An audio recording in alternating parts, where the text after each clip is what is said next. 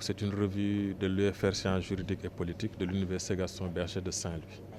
Donc l'objectif, c'est une revue pluridisciplinaire qui couvre toutes les branches des sciences sociales. Et son objectif, c'est d'aider les collègues à diffuser leurs travaux et leur permettre de se présenter aux différentes listes d'aptitudes du CAMES. Depuis 10 ans, c'est le 40e numéro de la revue et ça aborde les différents aspects de la vie politique, économique et sociale. Et comme vous avez entendu tout à l'heure, il y a eu des collègues de toute l'Afrique, du Mali, du Cameroun, du Bénin, de la République démocratique du Congo qui ont publié dans cette revue, mais aussi des collègues sénégalais de l'Université de Saint-Louis comme de l'Université de Dakar. Donc les problématiques qui sont abordées touchent aux questions sociales.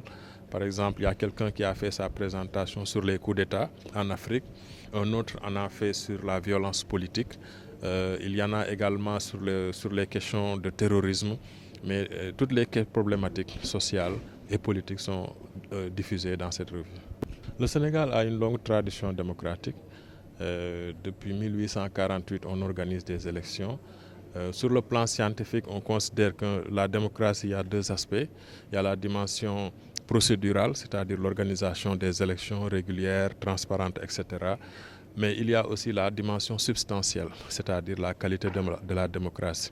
Les citoyens attendent des espoirs sur le modèle démocratique parce qu'ils pensent que le modèle démocratique est un modèle qui peut les aider à améliorer leurs conditions de vie.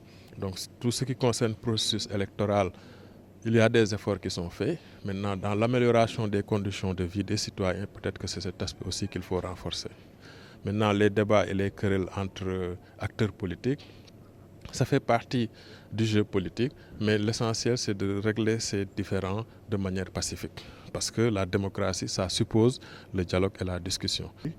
L'Université Gaston Berger, à travers la participation des auteurs qui viennent d'un peu partout, doit jouer son rôle dans la société, son rôle de pacification, comme l'a dit tout à l'heure M. le doyen, un rôle également de sensibilisation, d'information et de formation à la citoyenneté pour que la démocratie puisse être appliquée correctement et que la société puisse connaître le bonheur, la paix et surtout la stabilité à travers un dialogue, comme l'a affirmé encore une fois M. le doyen, parce que c'est par le dialogue, comme le disait Senghor, que tout est possible.